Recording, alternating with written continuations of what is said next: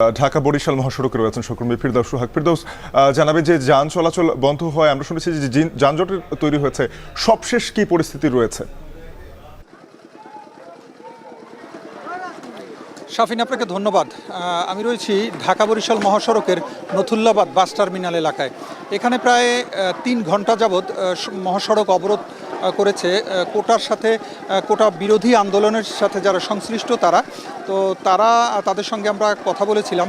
তারা আমাদেরকে যে তথ্যটি বলেছেন যে সকাল 10টার দিকে বরিশাল বিএম কলেজ থেকে একদল শিক্ষার্থী যারা এই আন্দোলনের সাথে জড়িত তারা কিন্তু এই মহাসড়ক অবরোধের জন্য আসার চেষ্টা করছিল। ঠিক সেই সময় কিন্তু তাদের উপর তাদের দাবি, যারা আন্দোলনের সাথে সংশ্লিষ্ট তাদের দাবি যে এক ধরনের হামলা করা হয়েছে এবং সেই হামলায় কিন্তু বেশ কয়েকজন আহত হয়েছে, এমনটা আমাদেরকে জানানো হয়েছে। যেমন শেরেবাংলা মেডিকেল কলেজ হাসপাতাল থেকে আমরা যেটা শুনেছি যে এই আহতদের সংখ্যা যারা ওখান থেকে চিকিৎসা নিয়েছে এরকম 7 জন।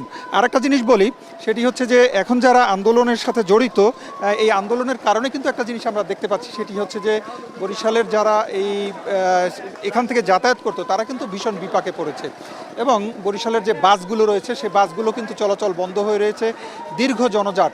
এবং যারা এখানকার যাত্রী রয়েছেন তারা আমাদেরকে জানিয়েছেন যে নানান কাজ রয়েছে, অসুস্থ রোগী রয়েছে, গাড়ির ভেতরে রয়েছে, যাদের পূর্ব নির্ধারিত কাজ ছিল তারাও কিন্তু যাওয়ার চেষ্টা করছে, কিন্তু এই গত 3 ঘন্টা যাবৎ কিন্তু গাড়ির মধ্যে আটকে রয়েছে এবং এতে বিপাকে পড়েছেন বহু মানুষ, বহু যাত্রী, এবং তারা এ থেকে পরিত্রাণ চান।